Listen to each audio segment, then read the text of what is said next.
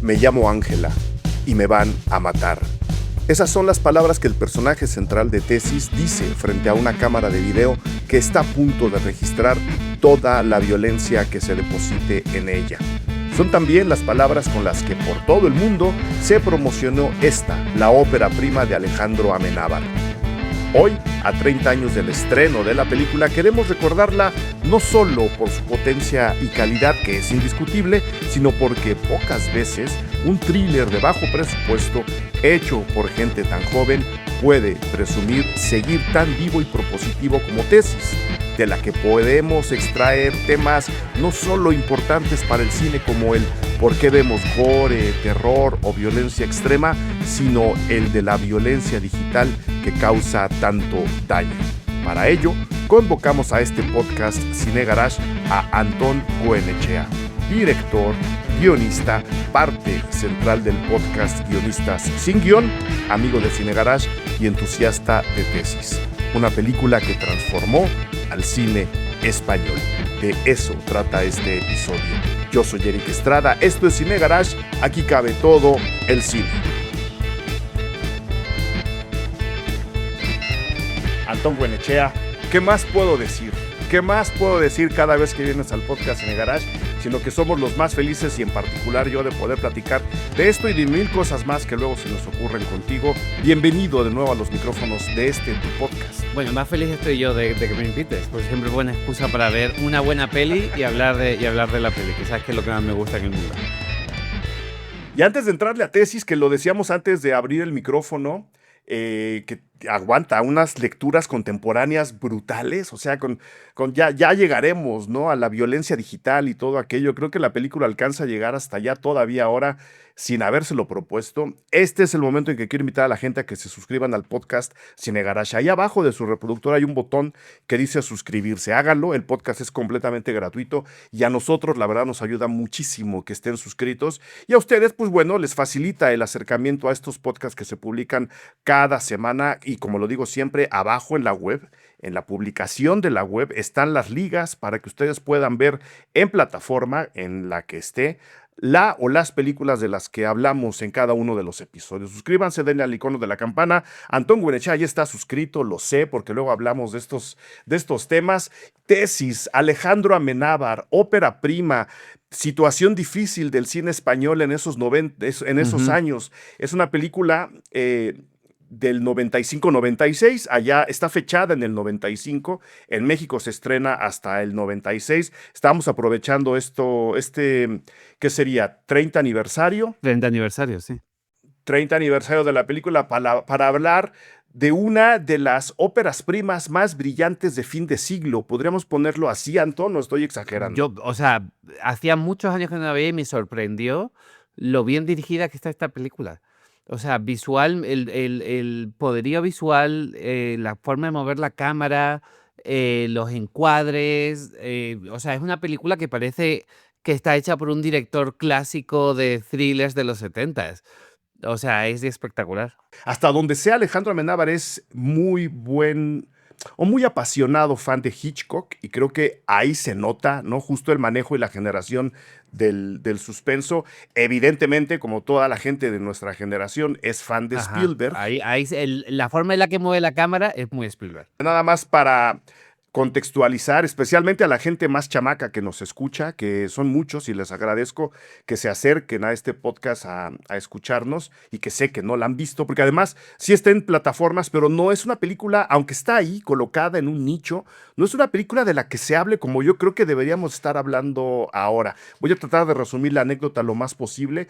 Estamos siguiendo a Ángela, que es una chica estudiante de 28 años, está a punto de titularse y está elaborando su tesis alrededor de la violencia visual, la violencia en las imágenes, violencia registrada enfrente de una cámara. Y esa investigación le lleva a descubrir una serie de asesinatos cometidos frente a una cámara por gente que está comerciando con esos videos. Estamos hablando a finales del siglo XX.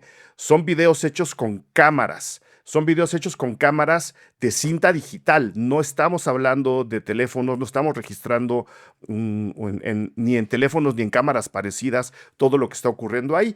Y el hecho de descubrir estos videos snuff, que era un término que se estaba poniendo muy de moda, aunque el fenómeno desafortunadamente es mucho más viejo de lo que Ujú. podemos pensar, en esos años estaba muy de moda y hay muchas películas que trataban de pensar alrededor de este fenómeno, la lleva a entregarse a resolver esta serie de crímenes, encontrar al culpable y, por supuesto, hablando de un fan tanto de Hitchcock como de Spielberg, poner su vida en peligro en el proceso.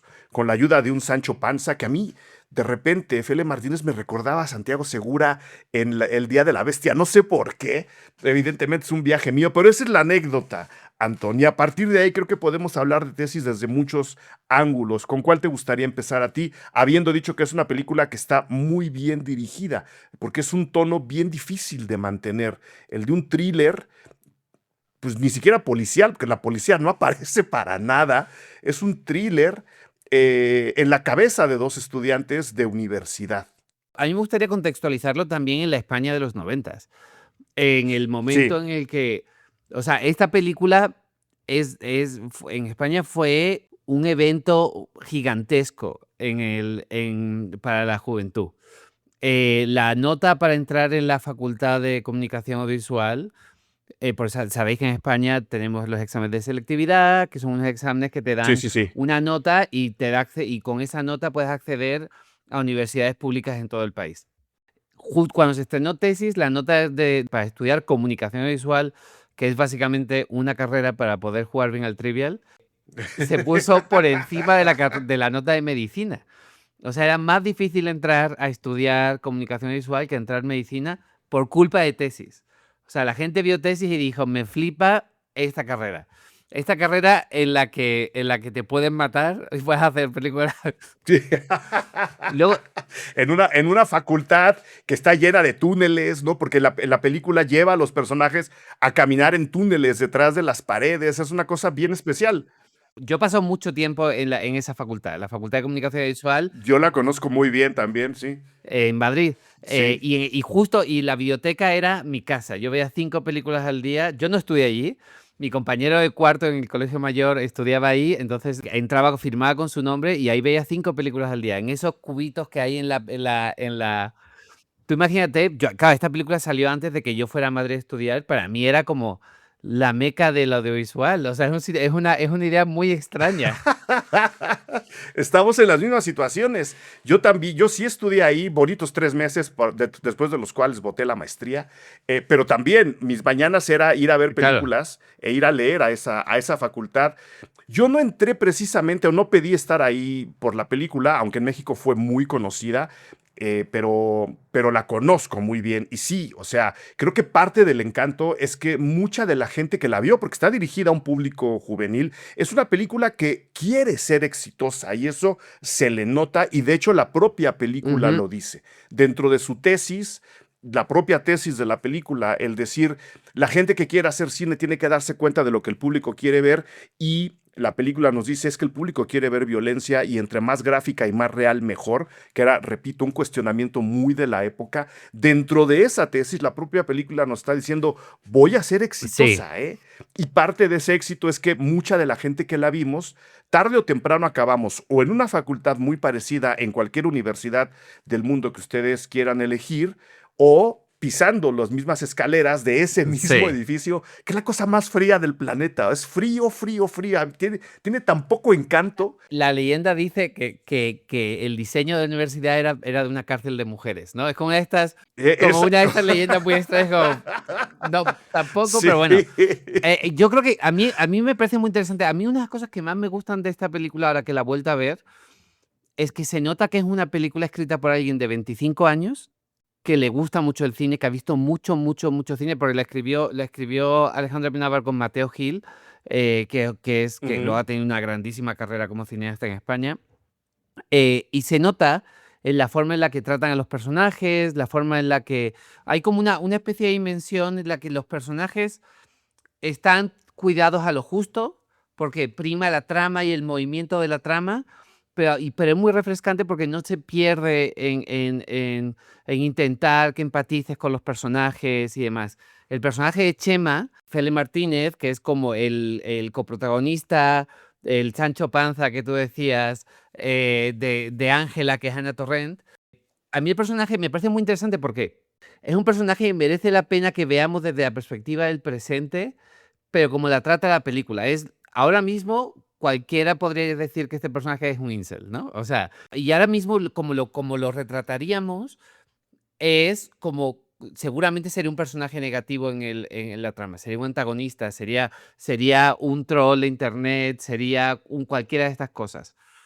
Pero así eran mis amigos. O sea, yo cuando vi la película, estos son el 90% de mis amigos. Si te gusta el cine, tus amigos Claro. son frikis del cine. Y creo también que encaja mucho, pero yo creo que en México en los 90 probablemente era un país culturalmente más moderno que España. O probablemente no, seguro, era mucho más moderno que España porque había tenido acceso a la cultura americana y tal, pero sobre todo había vivido en democracia durante mucho más tiempo. Y además, justo en esa época se estaba debatiendo el hecho de convertir, que es una lectura que además de obsoleta a mí nunca me ha gustado, convertir a México en primer mundo Ajá. finalmente. Es decir, había esta idea de que se había trabajado en una modernización muy consciente del país para dar el salto al siglo XXI.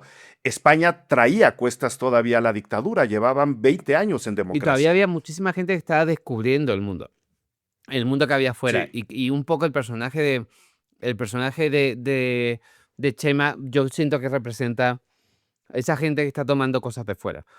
Lo que se llamaba en esa época los frikis, ¿no? Que Sí. era gente de videoclub, gente que estaba viendo las películas que llegaban, las películas antiguas, pero eran obsesos absolutos. Cine de culto, así como ultraviolento, mucho horror, serie B, explorar ese tipo de Exacto. Y cosas. lo otro que es muy interesante, por lo que te digo que la belleza que es de ser una película dirigida por gente, hecha por gente de 25 años, es que los personajes son ellos.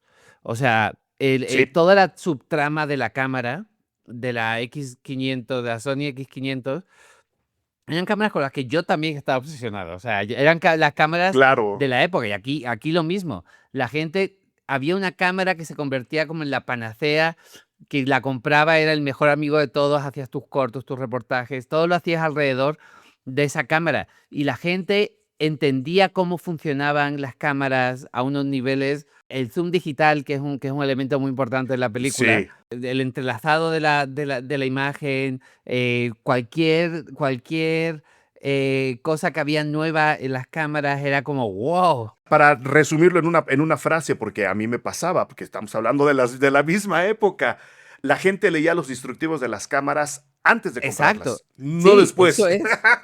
Eso es, y lo sabías, y cuando ibas a una casa de renta, el tío de la casa de renta era un experto absoluto en las cámaras. Entonces, como está toda esa cultura, está esta parte en la que el personaje de Eduardo Noriega, Bosco, tiene la cámara, entonces es un pijo, aunque luego descubrimos que no Ujú. tiene mucho que ver con eso, pero como esa estructura, esa cosa, y luego hay otro elemento que igual parece un poco estúpido, pero cuando ves el departamento de Chema de Fele Martínez, en un apartamento de mierda en Madrid, un departamento gigante, pero de mierda en Madrid, es como, eso ya nunca, eso es con lo que jamás va a poder empatizar un joven en España ahora mismo, porque vive en un cuartito, en una esquinita, compartiendo con 10 personas, da igual que tu abuela haya vivido ahí. La película, siendo de alguna forma un paso hacia otro lado dentro del cine español, especialmente hablando de los interiores, y yo me fijaba mucho ayer que la estaba revisando, tanto en la casa de Ángela, que es la protagonista, como en este departamento que la abuela prácticamente le deja a Chema, que es el friki, ya lo dijimos, es el Sancho Panza, y un poco también en la casa esta, en las afueras de Madrid, el chalet de Ujú. Bosco, de manera, no sé si intencionado o no, porque la película tuvo muy poquito presupuesto, por lo que estaba leyendo, ahora habría costado un poquito más de $500,000. O sea, es una película que se hizo, como lo acabas de decir, con y por Ujú. estudiantes. Los interiores de Amenábar, para el contexto de lo que la gente conocía del cine español en esos años, eran todo lo contrario a los interiores de Pedro Sí, Almodóvar, por claro. ejemplo. ¿No? Cuando uno se fija Evidentemente el friki pues tiene todo adornado con maniquíes sangrientos y con pósters de películas raras, ¿no? Hellraiser parado ahí por un lado, pero la cocina, que es una cocina completamente común y corriente, de mierda, pero común y corriente, no tiene nada que ver con los interiores de Almodóvar. Y creo que esa separación generacional del cine que ya todo mundo estaba aplaudiendo, con el cine que un estudiante, ex estudiante de esa facultad, estaba haciendo a través del thriller de la violencia visual, creo que también acaba jalando mucha gente a la taquilla y a ver la película y a volverla a ver, Porque, Antón. porque hablaba de ellos, o sea, esa era la vida genuina de la gente de esa edad, de la clase media española, ir a la universidad, tener ese tipo de relaciones apasionantes. Me gusta mucho cómo están retratadas las clases, o sea, cada vez que está en los salones y las clases, cada vez que dan clases. A mí, bueno, hay que hacer una mención muy especial, la persona por la que esta película existe es José Luis Cuerda. José Luis Cuerda es uno de mis directores favoritos, que hizo una de mis películas favoritas que se llama Amanece que no es poco, y es Ujú. un gran director del surrealismo español, de la transición, de justo antes y después de la transición. Yo me acuerdo que yo fui muy amigo de su hija durante mucho tiempo. Hace profesor, uno de los profesores en la película, es José Luis Cuerda, un señor mayor que parecía Santa Claus, enormemente inteligente, que vio el corto de Amenábar y dijo, y vio el talento que tenía este chaval y le levantó la película. Hizo la película y el tipo es Ujú. responsable de descubrir a a la nueva generación del cine español. Creo que es muy importante entender eso. Y hizo cosas muy inteligentes, como ponerle a Hans Burman de director de foto. La foto en esta película es impecable. O sea, para hacer una película de Brillante. medio millón de euros que corresponde a la época, la foto de esta película es impecable. O sea, es la economía del lenguaje, la forma en la que lo cuenta, pero la foto, tío, o sea, las persecuciones en la universidad, la composición, la idea de los laberintos debajo de la universidad, lo bien contados que están, todos esos espacios no existen, pero existen en la imaginación de la audiencia. Y uno se, porque te lo Claro, crees por la foto. está muy bien contada, sí. Deja que te interrumpa para tratar de apretar un poquito más más la tuerca. Hace poquito estuvo circulando mucho tiempo, mucho en internet, un pequeño video donde Brian De Palma explicaba la importancia de que quien está viendo una película se orientara dentro de Ujú, una secuencia, es decir, que supieras dónde están las cosas y que si un personaje corre para un lado, se va a encontrar con lo que tú ya sabes que está ahí, aunque no esté dentro del encuadro en donde ujú. ese personaje está corriendo. Eso está transportado milímetro a milímetro a prácticamente todas las secuencias de tesis de Alejandro Todas. Amenábar. Es una película que está evidentemente dibujada entera. O sea, es una película que conoce el espacio, pero que cada corte está diseñado, cada movimiento de los personajes. Hay muchísimas situaciones en las que los personajes se ven de lejos, y saben muy bien dónde están emplazados. Hay muchos interiores, hay muy poquitos exteriores en esta película, porque, Sí, sí, sí, porque sí. te menos control de la luz, filmar en exteriores a veces es más complicado y demás. Entonces, no es una película que se va hacia los interiores todo el tiempo para poder tener días de rodaje más largos, para poder tener. O sea, y hay como mucha sabiduría que creo que es muy importante entenderlo en la forma en la que se produce la película, con un fotógrafo que para cuando hizo tesis tenía 30 y tantos años de experiencia, que había filmado con Cuerda y Cuerda produciendo, ayudándole a vamos a agarrar este dinero, vamos a aprovecharlo bien, pidiendo favores para poder filmar en la universidad. Todas esas cosas son muy importantes. Y lo que es más importante es cómo respetan la visión del director y el guión, porque el guión es imperfecto. O sea, el guión tiene Sí. muchos agujeros, muchas cosas que pertenecen casi a la imaginación de un corto de escuela. Hay momentos que parecerían incluso una pesadilla. Habiendo pesadillas dentro de la película, uno dice, ay, aquí me la voy a creer porque me está gustando lo que estoy Es viendo, pero me exacto. la tengo que La creer. lógica la ¿No? lógica dentro de la película a veces es algo que no pasaría, o sea, algo que no haría Amenábar ahora. Pero es verdad que la forma en la que filma, sí entras en ese rollo medio pesadillesco y tal. Como que viendo la película de pronto me di cuenta de algo que es como un constante en el cine español, y es el melodrama, un tipo de melodrama muy específico. O sea, cómo el bajo presupuesto de la película, se compensa con unos niveles de melodrama que ocupan parte de lo que no se puede filmar, ¿no? Justo después de ver la película empecé a buscar como críticas en internet y demás, y había algunas que me hacían mucha gracia, como por ejemplo, la presentación de los personajes de Chema y de Ángela. El youtuber que lo estaba analizando decía: esto es maravilloso, esto es presentación de personaje. Y es un rollo como extremadamente básico. Apenas cruzaron un par de palabras en el salón, se mandaron al demonio los dos y se encuentran luego Ajá, en la exacto. cafetería. Y efectivamente él está oyendo como punk death Algo así. metal en sus audífonos y ella está oyendo música clásica en los suyos. Claro, eso es de escuela de cine, ¿no? O sea, eso es lo que te enseñan cuando Sí. vas a la escuela de cine. Podía haber sido más complejo, podía haber sido más sutil, podía haber sido más tal, pero es eso. O podría haber sido mucho más rebuscado, que él llegara y dijera, pues mira, a mí me gusta este tipo de cine, me gusta. Y no, lo que hace Amenábar es presentarlos con la Eso es. música. Cada vez que vemos lo que ella ve, escuchamos la música que ella está escuchando, y cada vez que vemos lo que él ve, que es a Ángela y al resto del espacio, escuchamos lo que él está escuchando. Y eso nos dibuja a los personajes de arriba abajo y ahí ya podemos seguir con la historia. Es un poco caricaturesco, por eso te digo que siento Pero que claro, es maravilloso porque lo hizo un tío de 25 años. fan de Eso Hitchcock. es, Eso lo habría hecho es Hitchcock, correcto. fíjate. O sea, quizá hubiera elegido cosas un poquito distintas, pero también las referencias que quieren marcar, quieres que la escena sea rápida, que esto cumpla y se vaya. Luego la película me pareció increíble, no me aburrió en ningún momento, pero me sorprendió que durara 2 horas. Me Sí, sorprendió que una primera peli con tan poco presupuesto tuviera 2 horas de material, lo que un poco te habla de la calidad del guión y de la calidad de la capacidad que tenía Amenábar de filmar buenas escenas. Si no lo obligaron a bajarlo a 90 minutos, a lo que me refiero. Le dieron permiso para tener media hora más de película, porque la película estaba muy bien. La banda sonora, espectacular. La banda sonora es Hitchcock. Es así, es Hitchcock mezclado con Evangelis, pero es muy ochentera. Porque también a mí la ujú, película me pareció muy ochentera, me gustó mucho.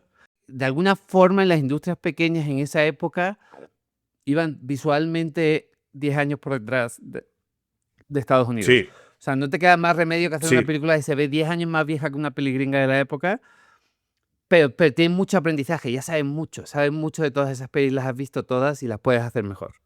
para tratar de ubicar a la gente justo en lo que estás diciendo, nada más revisando, porque estamos hablando de violencia visual, que es a donde quiero que Sí. nos dirijamos ahora, mi querido Antón, nada más revisando la filmografía de Tarantino, que es el director de los 90 por excelencia. Tesis viene después de Perros de Reserva, viene después de Tiempos Violentos, que es escrita por él, viene después de Asesinos por Naturaleza de Ajá. Oliver Stone. Ese es el cine que se estaba viendo en el mundo. Visualmente, como dices, Tesis se siente en otra atmósfera, en otra dimensión.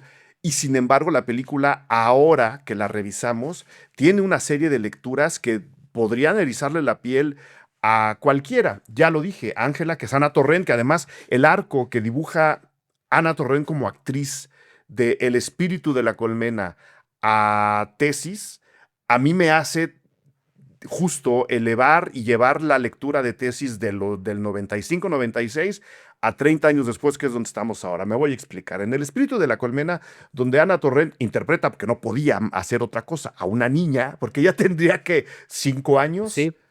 interpreta a una niña en los años 40, me parece, o 30, finales de la Guerra Civil, si corrígeme si estoy mal con las fechas, que vive en la campiña española y que su primera experiencia frente al cine es ver a Frankenstein.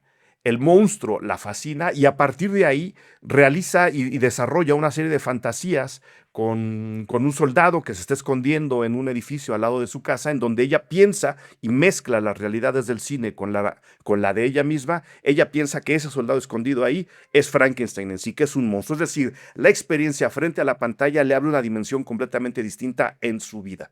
¿Qué es lo que ocurre con Ángela en Tesis? Prácticamente lo mismo. Cuando se está enfrentando a un manejo distinto a la violencia, es decir, a otra pantalla, ahora en cinta digital, con otro tipo de intenciones, en una pantalla de televisión. Ahí sí, quien vea esas televisiones se va a reír, pero así eran las teles en los 90. Es decir, también frente a la pantalla, esta persona, que es interpretada por la misma actriz, tiene un cambio radical en su vida y tiene un cambio radical en la experiencia que tiene frente a esas realidades, lo que está frente a la cámara, lo que está ocurriendo frente a la cámara y lo que piensa quien está viendo lo que ocurrió frente a la cámara. Ese arco, haberla elegido a ella, que no pude averiguar qué tan intencional fue traer a la niña del espíritu de la colmena a Tesis o no, pero ese arco que nosotros como espectadores podemos elaborar, a mí me hace llevar la película a terrenos bastante más aventurados 30 años después, Anton. No sé si estés de Yo acuerdo. me pregunto, estoy totalmente de acuerdo. Yo aquí me pregunto la conexión entre José Luis Cuerda y Víctor Erice, eh, que eran contemporáneos, que Víctor Erice es el es el director, director sí, del espíritu de la exacto. colmena. Que eran contemporáneos y que, porque el cine español era muy pequeño en esa época. O sea, todo el Sí, mundo sabía lo que todo el mundo hacía, se filmaban 20 películas al año, menos. Y era una industria muy pequeñita. sí, 5 más que en Ya, México. bueno, En el 94, sí, pero había crisis. por ahí, o sea, Sí. tampoco, no, había falta de salas, había falta de interés, o sea, estaba el cine punk de Almodóvar y todo ese cine, estaba el cine de arte de Víctor Erice y de los directores de la transición y tal, y luego estaba este cine historicista muy, muy literario, que eran las adaptaciones de La Colmena, de las novelas de Delibes y tal, que era un cine muy teatral, muy bien hecho, maravilloso, pero era otra cosa. Un poco me recuerda a la transición, a la entrada a la Nouvelle Vague, con el cine que sabía que se hacía en Francia en los 40 y los 50, que era como todo cine muy literario, muy pomposo y muy tal. Entonces yo estoy de acuerdo, a mí me parece muy interesante. Ana Torrent es una gran actriz, es una actriz que le da o sea, le da algo a la película muy interesante. Yo creo que es probablemente la actriz más completa del cast en ese momento.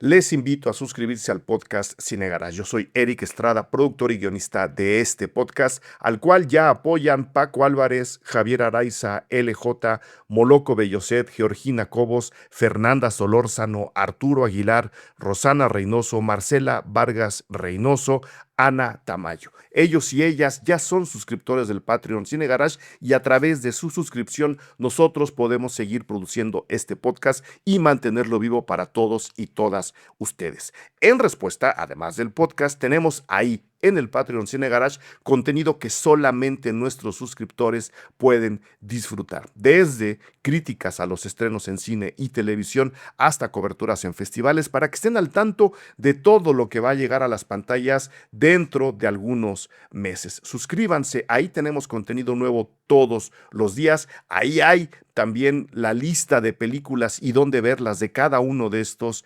episodios y por supuesto nuestro agradecimiento eterno. Suscríbanse, pueden empezar con la prueba gratuita y luego elegir el nivel de suscripción con el cual quieren ayudarnos en www.patreon.com/cinegarage. Súmense, nos la estamos pasando muy bien ahí en el Patreon Cine Garage. Mil gracias. Noriega tiene un punto muy interesante en la película también, y es que hasta la última escena yo por lo menos me di cuenta de lo consistente que era como actor en la película. O sea, al principio era como, qué tío tan raro, ¿no? O sea, qué rollo tan raro. O sea, la última vez que la Sí. vi. Pero pronto te das cuenta que está jugando, no quiero hacer spoilers, muy bien el personaje que está haciendo. Digamos que el personaje de Eduardo Noriega se mueve entre el sospechoso y el Eso posible es. héroe. No, estamos ahí como de nunca sabemos de qué lado Sí, sí, está. exacto. No, y esa última escena parece sacada de una película de Lawrence Kasdan, ¿no? De los 80s. O sea, el Ujú, giro, la forma en la sí. que se mueve, los beats, está muy bien. Este tipo dirigía muy bien. A mí es que me sorprende mucho. Pero si quieres pasemos al tema de la violencia, que a mí me parece muy interesante en el diálogo que tiene con el presente. Nomás habiendo dejado claro que a lo mejor, como dices, Víctor Erice fue el que metió la mano y dijo llévense a Ana Torrent a la Es muy película. posible. Es posible, es una hipótesis. Si Alejandro Amenábar o Ana Torrent nos escuchan, por favor, respóndanos esta pregunta: ¿cómo se concreta ese personaje? Pues bueno, Ana Torrent lo que está haciendo Ángela, que creo que el nombre no es para nada Ajá. gratuito, de ninguno No, de los no. tres, además, ¿no? Ya eso lo dejamos para la gente que la quiera ver. Repito, aquí abajo en la publicación del podcast les voy a decir dónde ver Tesis. El de Bosco es el más interesante, ¿no? ¿Quieres decirlo de una vez? ¿Quieres entrarle de una vez antes de pasar a O Ángela? sea, Bosco, el Bosco era un pintor, era un Sí, pintor, Jeronimus eso Bosch. es. El Bosco es el pintor del Jardín de las Delicias.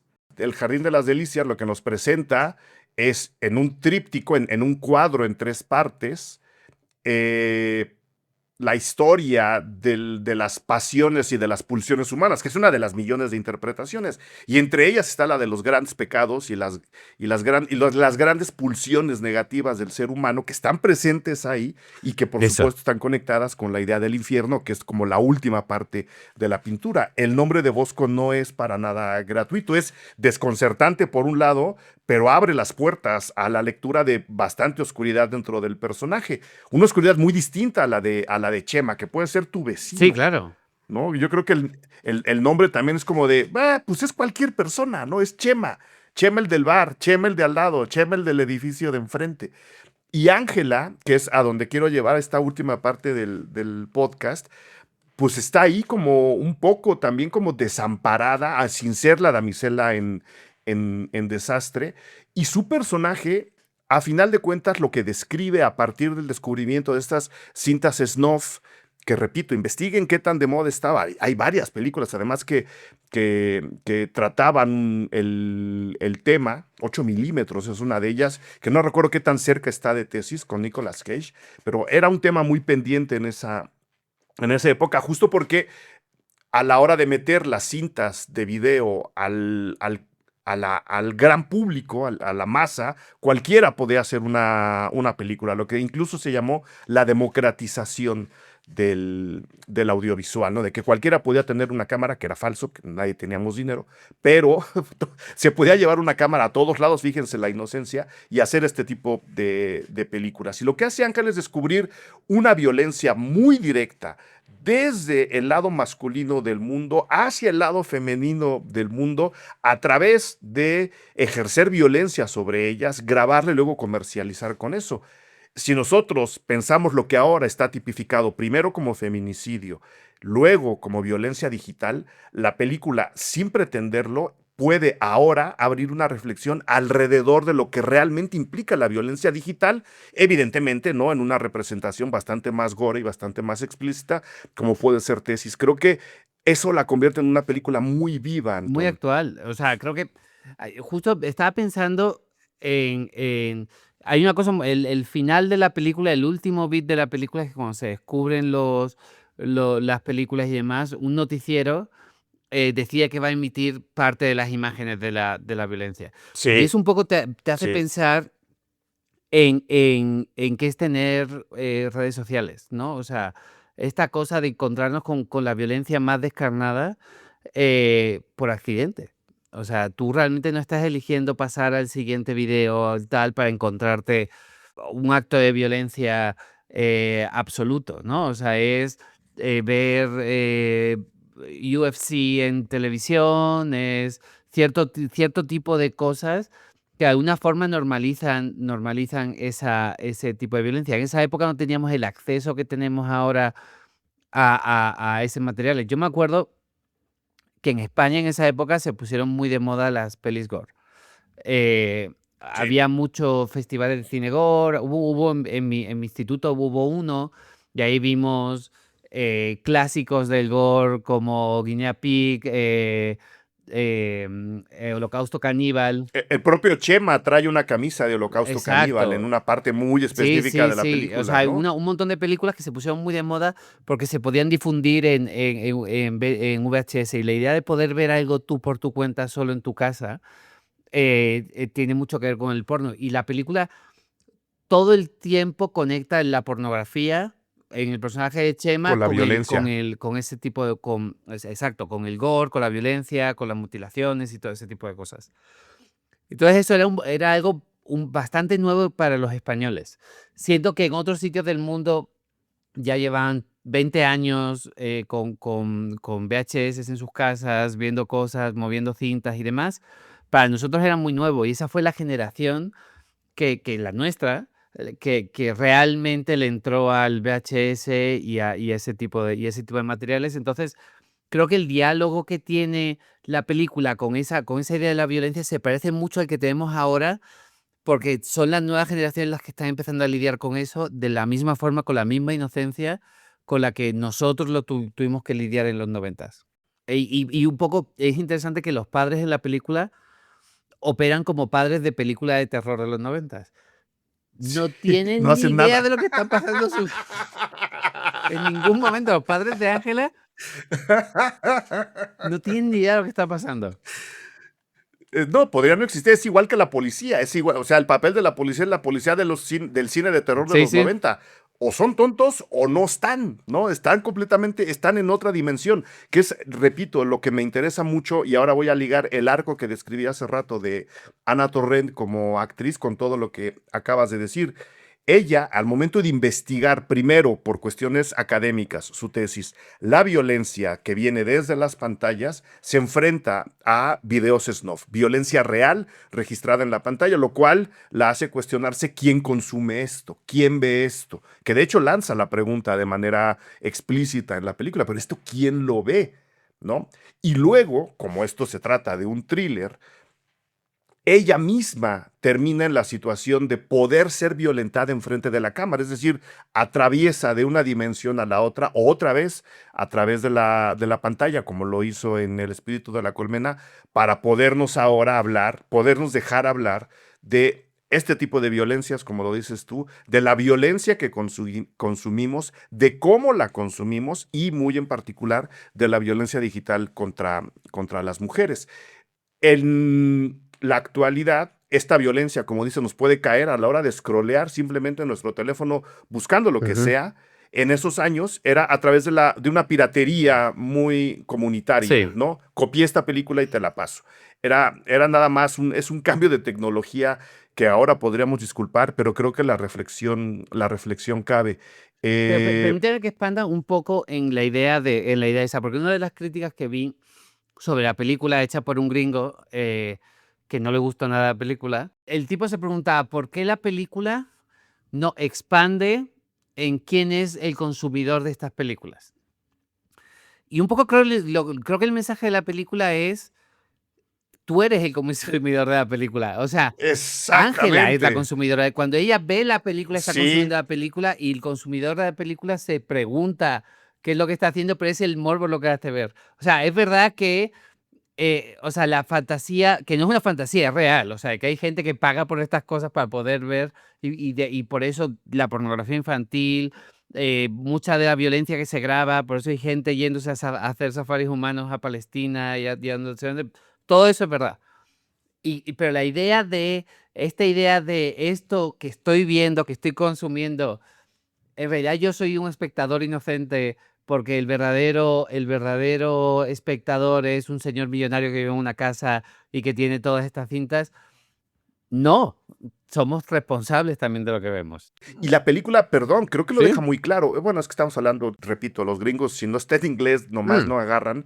La película es muy clara en eso, y te lo voy a tratar de explicar en dos secuencias a ver si estamos de acuerdo. La primera vez que Chema y Ángela están revisando el video snuff, ella le da la espalda a la pantalla, pero termina por morbo, porque no es curiosidad, porque Chema le dice, no veas sí, esto, no te conviene ver esto. Ella no solo voltea tapándose los ojos, pero poco a poco los va abriendo y hay un close-up clarísimo de sus ojos de sus dedos pasando enfrente de su ojo que nos dicen, este está leyendo absolutamente todo. Y luego, como decías, ya que está descubierto todo, que en el noticiero, en un hospital, todo mundo está viendo el noticiero dice, ojo, les vamos a pasar que de entrada ya hay un cuestionamiento ético hacia los ujú, medios, incluso los contemporáneos, porque ahora vemos cosas terribles y la tele se lava las manos diciendo esto puede herir la sensibilidad del espectador, pero la exacto. pasan cuando en realidad no deberían pasarlo. Pues bueno, en la película, en un hospital, en el noticiero, van a pasar parte de esos videos que Ángela ha descubierto y está todo mundo viendo la televisión. Todo mundo. Creo que ahí la película es muy clara al decir, ustedes también están consumiendo este tipo de cosas y ustedes vieron esta película que se trata de esto. No sé en qué momento no lo entendí, Pues, Anton. o sea, a mí, mira, aparte creo que la peli tiene algo, o sea, aunque tiene este lenguaje y esta estructura muy, muy americana de thriller de los 80 y de los 90 y demás, tiene un espíritu muy europeo. Justo Exactamente. estaba pensando en el plano del que estás hablando, en el de Ángela tapándose las manos y enseñando, pero viendo a través de sus dedos. Es un plano tan expresionista, ¿no? Es una idea tan casi de Tarkovsky, ¿no? O sea, pienso en directores de Europa del Este que para expresar algo de una forma económica, interesante, muy sujeto a la calidad interpretativa de Ana Torrent, porque eso te lo hace otra actriz y como que no terminas No, no no te te la la crees, pero ahí crees. conectas con su mirada, entonces como que hay algo muy bonito en ese plano. O sea, lo que a mí me fascina de la película es que detrás de la película hay mucho cine. Alguien que ha visto mucho, mucho, mucho cine, mucha experiencia y mucho, no es alguien yendo a lo loco. Y también que no, o sea, que no se ven los homenajes, siento yo. Exacto, no No son son obvios, obvios. o sea, o sea, no son referencias, no es Tarantino. Lo que hace son piezas, las juntas. Yo soy muy fan, me parece un gran director, o sea, no lo critico, pero No, es pero es otro otro estilo, pero estilo. este no sé, tío, pensaba un poco viendo la película en Haneke, en la forma en la que Exacto. filma esos fondos blancos, pero con cierta textura, la forma en la que usa los espacios, la tensión de los personajes, no darle vueltas y vueltas a la presentación de los personajes, confiar en la audiencia y en la conexión de la audiencia Ujú. con los personajes. Y siento que hay mucha sabiduría en esta peli. Creo que es una peli que todo el mundo que estudie cine en una escuela de cine y tenga 22 años tiene que ver. Y saber que la hizo un Sí, tío de 25 con 2 duros. Eh, sí. y creo que es un gran ejemplo y se ve increíble. O sea, las pelis no se ven así Sí, ahora, con 10 veces ese no. presupuesto. Ahora que todo el mundo, bueno, no voy a hablar de directores y de directoras noveles así, del hype neoyorquino. Lo siento mucho, sus películas no se ven ni la mitad, ni a la mitad de cómo se ve Tesis, lo siento mucho. No voy a dar nombres. Ahí está Tesis, ahí está la invitación. Nada más para que después de Tesis, que yo recomiendo, ahora que mencionabas a Haneke, yo recomiendo ver alrededor del tema de consumo de violencia y de violencia que viene desde la pantalla y generada frente a la cámara, ver Funny Games, por un lado, la versión Ajá. uno que habla justo del mismo tema y también nos dice, ojo, los responsables son ustedes. Nadie les está impidiendo ver esto. Ustedes están decidiendo ver lo que yo estoy presentando en esta película y luego aventarse Tesis, que es la ópera prima de Amenábar. Después hizo Abre los Ujú. ojos. Después hizo Los Otros, que también me es una película bien Sí. interesante. Luego tiene Mar Adentro y luego entra su etapa hippie con Ágora, que también me gusta mucho. Ya de ahí se pueden seguir, ¿no? Hasta El Cautivo, que es la película más reciente, que creo que Está está en en Netflix, sí. Netflix. Les voy a poner aquí abajo la filmografía de Amenábar Ujú. para que la chequen. Antón, mil gracias. ¿Algo que quieras agregar alrededor de Tesis, de ti, de tu apreciación? Un saludo a Amenábar, que sabemos que nos oye. Pues Amenábar, hola, hola amigos de. No, mira, creo que, creo que, creo que es difícil explicar el impacto que esta película tuvo en mi generación. El que, Y en la mía, bueno, en la mía quiero decir, es la sí, misma, pero de este lado claro, del charco. el impacto, pertenece a un grupo de directores que también se puede incluir abajo yo a Alex de la Iglesia, a Julio Mede, a directores que cambiaron la forma en la que se hacía el cine en España, y que puedes conectar. El de Barrio, ¿cómo se llama el de Barrio? León de Fernando Aranoa. León de Aranoa. ¿Por ahí anda Sí, él también es él o no? más o menos de la época. O sea, gente que empezó a hacer cine con una vocación quizá, o sea, con más influencias de fuera, que empezaron, que conectaron muy bien con la audiencia y un poco pensando en eso, siento que la conexión entre esta generación y, por ejemplo, Sorogoyen para mí es transparente, o sea, es increíblemente sencilla de hacer. Sorogoyen, que es técnicamente un virtuoso absoluto del movimiento de la cámara, de la dirección de actores y tal, cuando compara su película, por ejemplo, con Tesis, creo que habla de una idea de enseñar cine y la sofisticación del lenguaje que es muy bonita, que sigue existiendo en España. Hay que ver cine español. Un saludo a toda la gente que nos escucha hasta allá, que sabemos que son varios y varias. Muchísimas gracias. Antón Goyenechea, ¿dónde te puede escuchar la gente? ¿Dónde te pueden encontrar? Antón es director de cine, ya lo dije en la presentación, es guionista también, pero también es También podcaster. soy podcaster, ¿no? Hago un podcast con mis amigos que se llama Guionistas sin Guión, en el que hablamos de la industria la industria del cine, pero desde el punto de vista de los guionistas que trabajan en Latinoamérica. Entonces, un poco hablamos de nuestras miserias e intentamos ayudar a los demás a vivir a través de ellas. El último que hicimos fue sobre formatos físicos, sobre coleccionar Blu-rays, sobre la falta de películas online y cómo encontrarlas. Sí, hablamos de cine, de las cosas que nos gustan y del trabajo. Podcast hermano, que aplaudiremos desde siempre. Antón, mil gracias por haber venido al podcast Cine Garage. Te agradezco muchísimo, te mando un abrazo gigante. Abrazo fuerte, amigo. Gracias por escuchar Cine Garage. Si nos escuchas en Apple Podcast, regálanos una reseña para que más gente descubra este podcast. Suscríbete a Cine Garage siguiéndonos donde sea que escuches este programa para enterarte de nuestros próximos episodios. Cine Garage es parte de Sonoro. Ingresa a sonoromedia.com para escuchar más de los podcasts que aquí se producen.